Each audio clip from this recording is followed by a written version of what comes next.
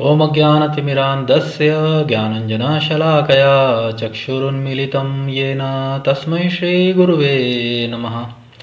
Namaha Om Vishnu Padaya Krishna Presthaya Bhutale Srimate Bhakti Vedanta Swaminiti Namine. Namaste Saraswate Deve Gauravani Pracharane Nirvishesha Shunyavadi Paschatya Deshatarane. जय श्री कृष्णा चैतन्य प्रभु नित्यानंदा श्री अद्वैत गदाधरा श्रीवासादि श्री गौर भक्त वृंदा हरे Krishna Krishna Krishna Hare Hare Hare Ram Ram Ram Hare Hare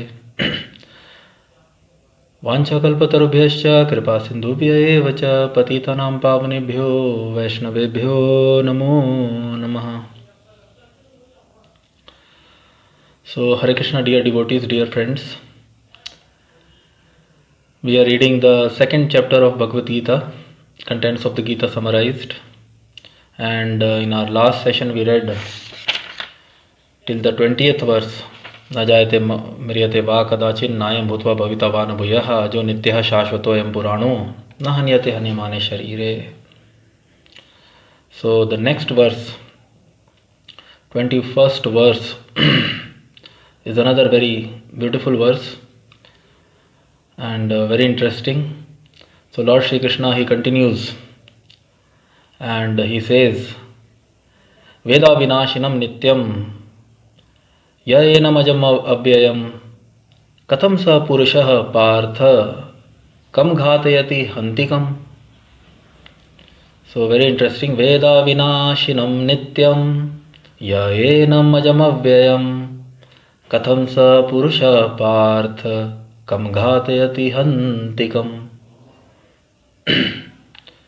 So, another very beautiful verse. Veda, in knowledge. Avinashinam, indestructible. Nityam, always. Yaha, one who. Enam, this soul. Here enam is referred to as to soul. Enam, this soul. Ajam, unborn, avyayam, immutable. Katham, how? Saha, he, purushaha, person. Partha, O Partha Arjuna. Kam, whom? Ghatayati, hurts, hanti, kills. Kam, whom? O Partha, how can a person who knows that the soul is indestructible, unborn, eternal and immutable kill anyone or cause anyone to kill? So very beautiful verse. Veda vinashanam, Veda, one who knows. Veda avinashanam. So combinedly it has become Veda vinashanam. Veda avinashanam, indestructible. How can a person who knows that the soul is avinashanam, nityam, eternal, avyayam, immutable? So, Veda vinashinam nityam yaenam ajam avyayam katham sa purusha. How can a person, Partha, O Partha, kam ghatayati hantikam, kill anyone or cause anyone to kill?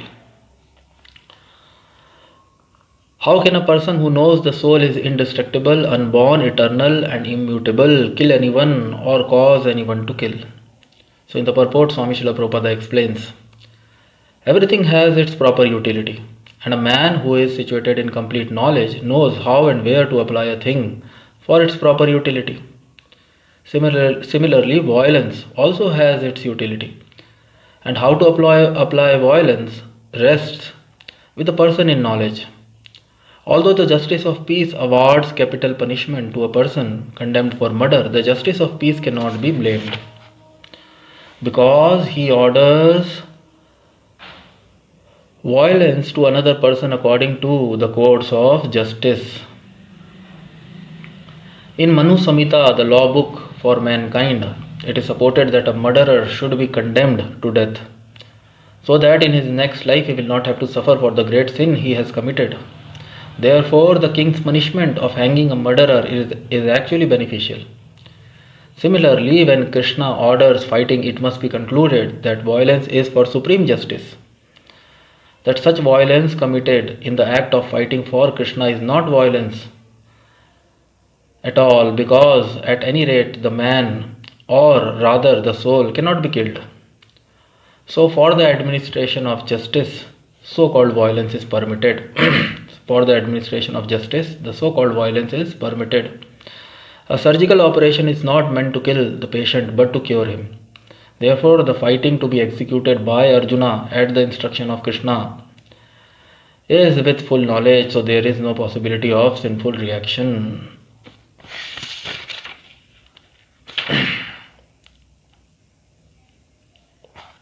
So, very beautiful verse.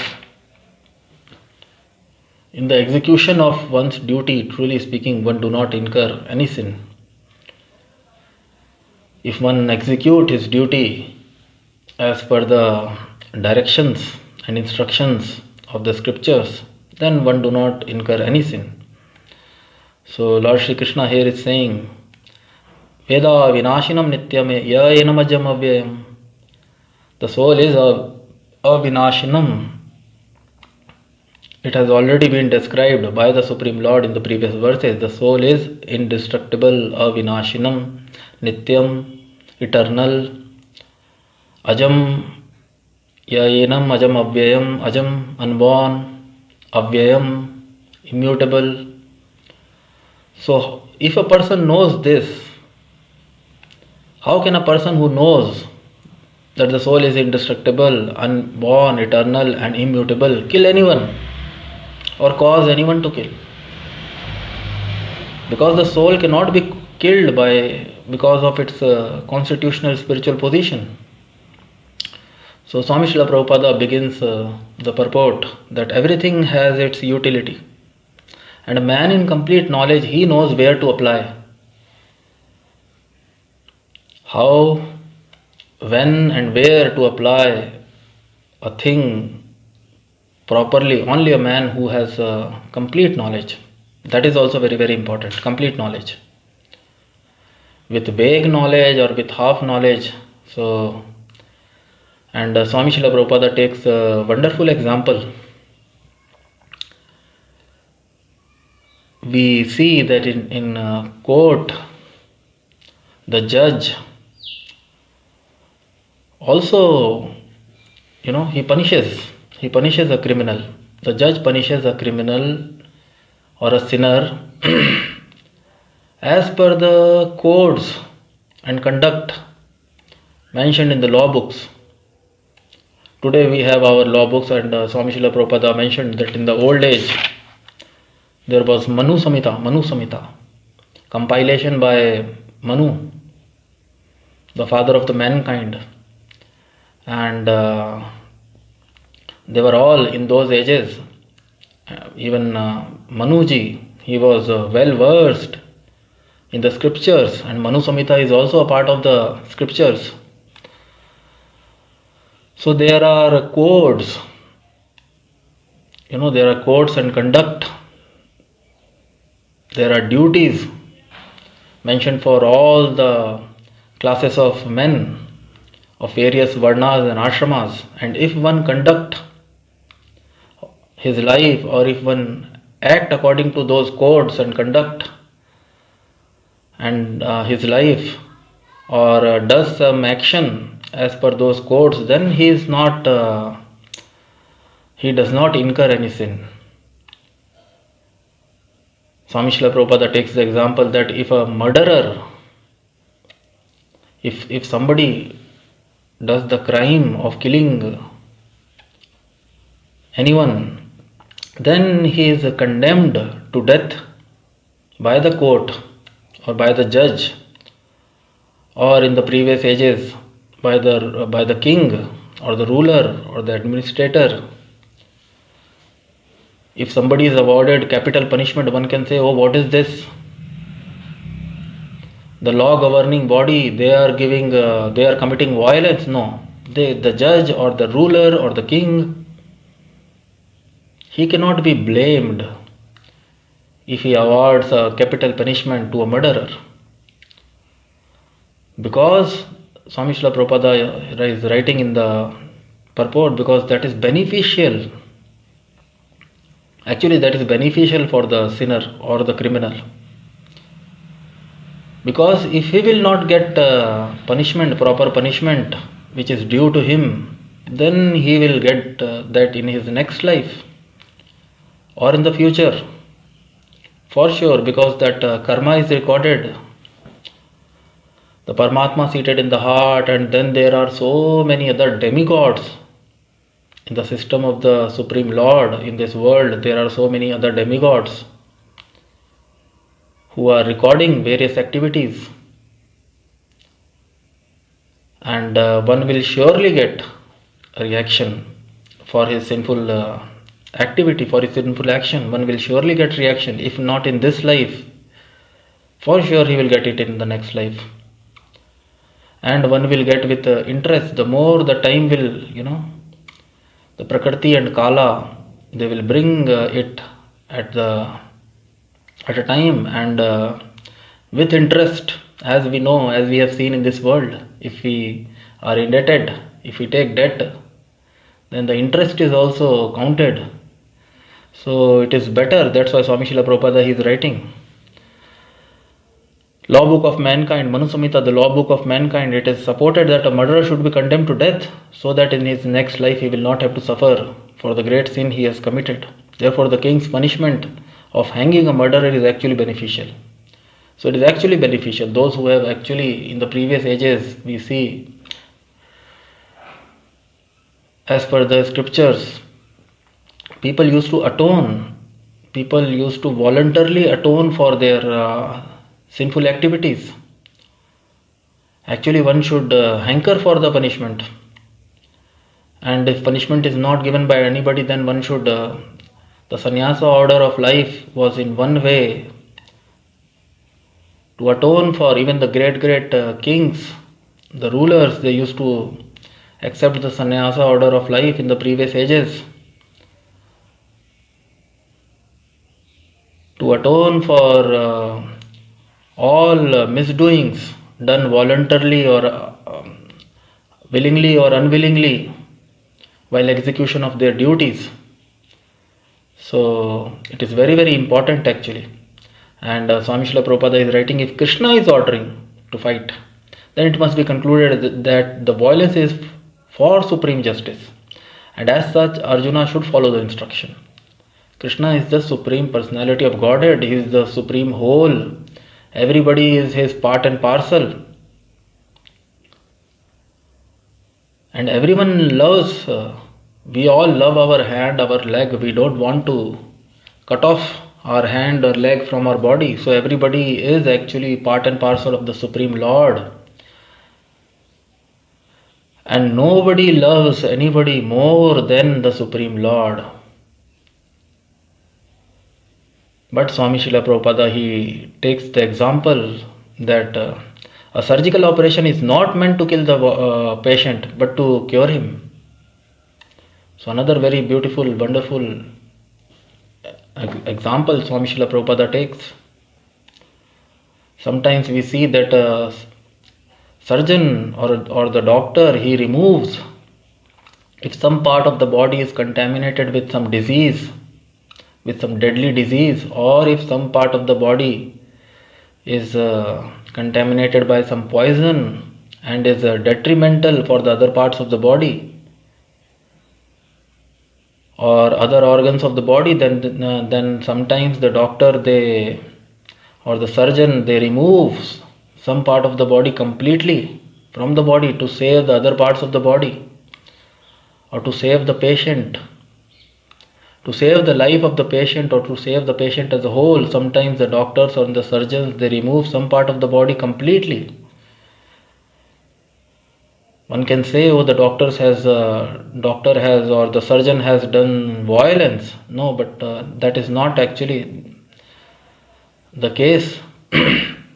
Yes, if we say that doctor has done, so he has done violence for a higher cause.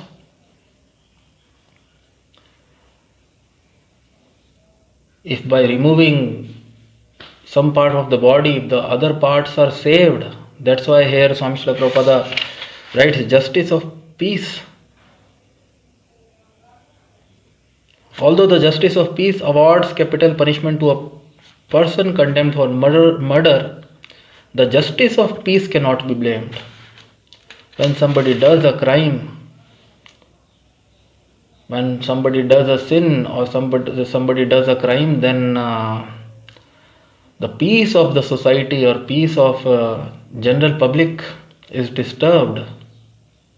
And if everyone and if he is not punished by the law governing body, then that person can also take it for granted and he can get liberty of doing such act again and again in the future, which will disturb the peace of the humanity or society or state even more.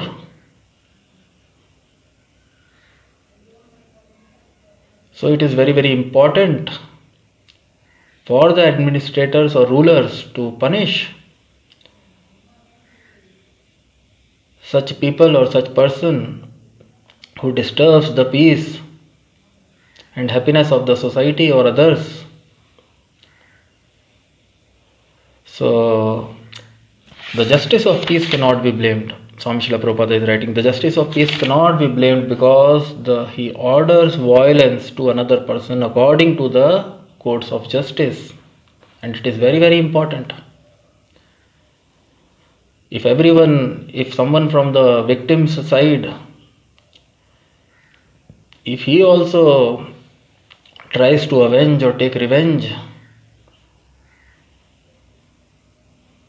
for the sin committed against his near and dear one, then there will be chaos in the society. If everyone they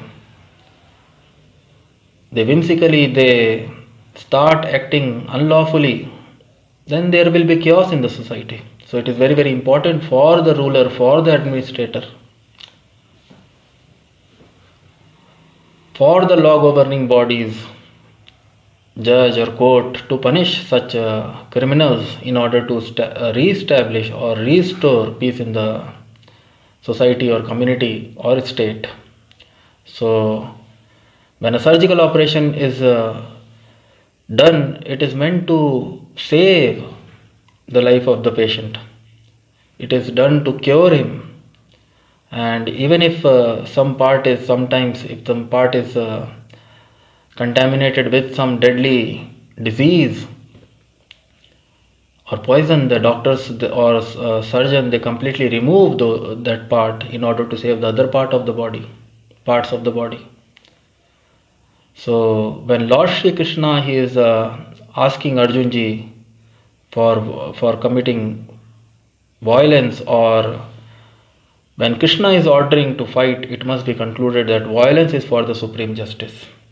And as such, Arjuna should follow the instruction, knowing well that such a violence committed in the act of fighting for Krishna is not violence at all, because at any rate the man, or rather the soul, cannot be killed. So for the administration of justice, so-called violence is permitted. So actually it is not violence. Arjun ji has to execute his duty as a surgeon has to execute his duty, because Duryodhan ji and his party, they are miscreants, and if they rule in the future, then it will be a very chaotic situation.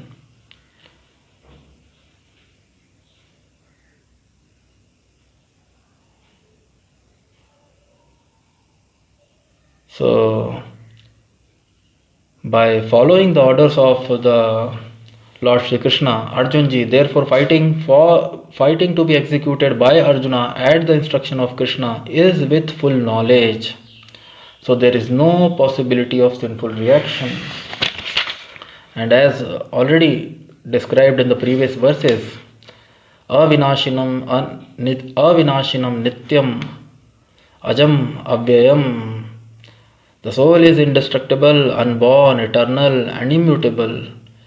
So how can, Lord Shri Krishna is asking Arjun ji, O Partha, how can a person who knows kam ghatayati hantikam, if a person who knows this, then how he can kill anybody or cause anyone to kill? So, very beautiful verse. So, in the next verse, the 22nd, that also we will take. So, the 22nd verse is another very, very interesting verse and another very, very important. And Lord Shri Krishna, he himself takes a wonderful analogy. So, the 22nd verse, Lord Shri Krishna says, he continues, Vasansi jirnani. Vasansi jirnani yatha vihaya navani grahanati naro parani tatha sharirani vihaya jirnani anyani sanyati navani dehi. Vasansi jirnani yatha vihaya navani grahanati naro parani tatha sharirani vihaya jirnani anyani sanyati navani dehi. Vasansi jirnani yatha vihaya navani grahanati naro parani tatha sharirani vihaya jirnani anyani sanyati navani dehi. Anyani sanyati navani dehi.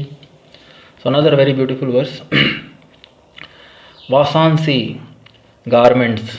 Jirnani, old and worn out. Yatha, as it is. Vihaya, giving up. Navani, new garments. Grihanati, does accept. Naraha, a man. Aparani, other. Tatha, in the same way. Shairani, bodies. Vihaya, giving up. Jirnani, old and useless. Anyani, different. Sanyati, verily accepts. Navani, new sets. Dehi, the embodied.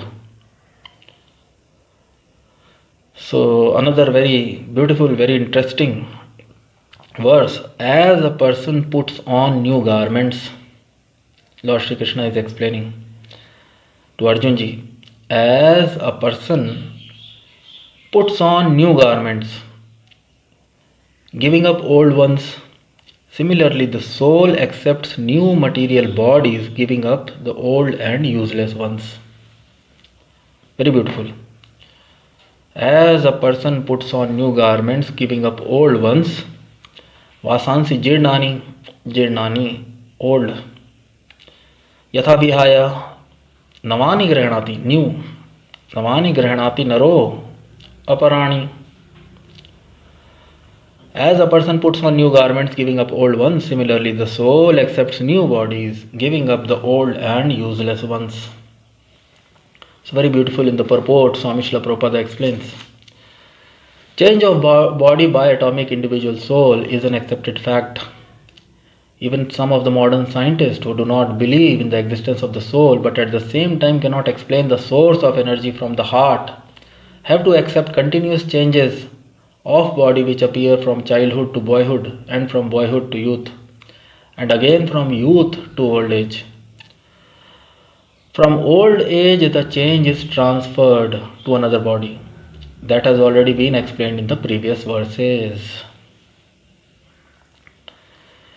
Transference of atomic individual soul to another body is made possible by the grace of the supersoul. The supersoul fulfills the desires of the atomic soul as one friend fulfills the desires of another. The Vedas like the Mundak Upnishad as well as the Shvetashvatara Upnishad compare the soul and the supersoul to two friendly birds sitting on the same tree. One of the birds, the individual atomic soul, is eating the fruits of the tree and the other bird, Krishna, is simply watching his friend. Of these two birds, although they are same in quality, one is captivated by the fruits of the material tree while the other is simply witnessing the activities of his friend. Krishna is witnessing bird and Arjuna is the eating bird. Although they are friends, one is still the master and other is the servant. Forgetfulness of this relationship by the atomic soul is the cause of one's changing his position from one tree to another or from one body to another. But as soon as he agrees to accept the other bird as the supreme spiritual master, as Arjuna agreed to do so voluntarily, surrender unto Krishna for instruction, the subordinate bird immediately becomes free from all lamentations. Both the Katha Upanishad and the Shvetashvatara Upanishad confirms this. Samane vrikshe purusho nimagno. Wonderful. Swami Shrila Prabhupada takes example. Another verse from the Katha Upanishad, Shvetashvatara Upanishad, they confirms this. Samane vrikshe purusho nimagno. Anishaya sochati muhyamanah. Anishchaya sochati muhyamanah. Jushtam yada pashyati anyamisham. Jushtam yada pashyati anyamisham. Asya mahimanam iti vitashokah. Asya mahimanam iti vitashokah. Although the two birds are in the same tree, the eating bird is fully engrossed with anxiety and moroseness as the enjoyer of the fruits of the tree. But in some way or other, if he turns his face to his friend who is the Lord and knows his glories, at once the suffering bird becomes free from all anxieties. Arjuna has now turned his face towards his eternal friend Krishna and is understanding the Bhagavad Gita from him. And thus, hearing from Krishna, he can understand the supreme glories of the Lord and be free from lamentation.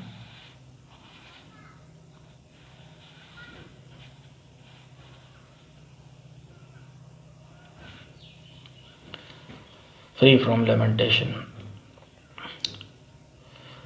And thus, hearing from Krishna, he can understand the supreme glories of the Lord and be free from lamentation. Arjuna is advised herewith by the Lord not to lament for the bodily changes of his old grandfather and his teacher.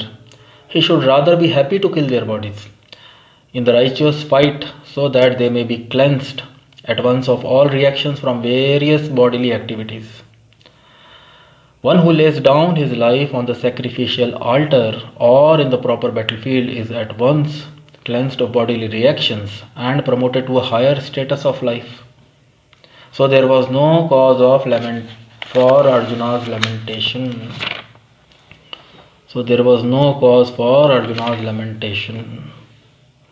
So another very, very beautiful, very interesting verse. वासांसि जीर्णानि यथा विहाय नवानि गृह्णाति नरो अपराणि तथा शरीराणि विहाय जीर्णानि अन्यानि संयाति नवानि देहि. Lord Shri Krishna, he himself, because people cannot understand that the living being is different from the body, even after understanding all these things, after hearing previous verses,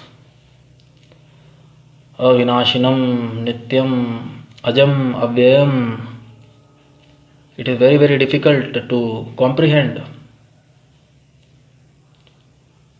So to clear the picture more in our mind, actually Lord Shri Krishna is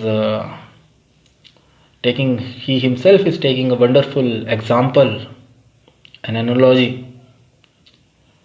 He is explaining how we change when our old garments, when our old clothes, when they are torn, Jirnani, old and worn out, when our old clothes, they are worn out. So a person, Naro aparani navani grahanati, as a person puts on new garments, giving up old ones, similarly the soul accepts new material bodies, giving up old and useless ones. When the garments, when the clothes, they become useless, we accept new clothes. Similarly, when this body, the body goes through those 6 changes, 6 kind of transformations we saw in the previous verse. Previous purport, Swami Shrila Prabhupada ji explained so nicely. It takes birth in the womb of the mother, remains for some time, grows, then produces some byproducts, and then dwindles and is finally lost in the oblivion. So the body is like, here body is compared with clothes. So when the body becomes old and is useless, the soul gives up the body and accepts new body. But the new body is also, there is a law involved, karmana nadya vinetrena, as it is explained in the scriptures.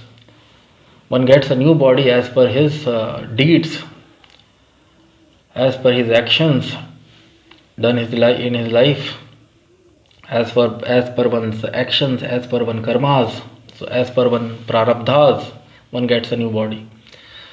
So change of the body by atomic individual soul is an accepted fact, Swami Shrila Prabhupada is writing. Of course, not many of the modern scientists, Swami Shrila Prabhupada, not everybody in this world, they believe in it.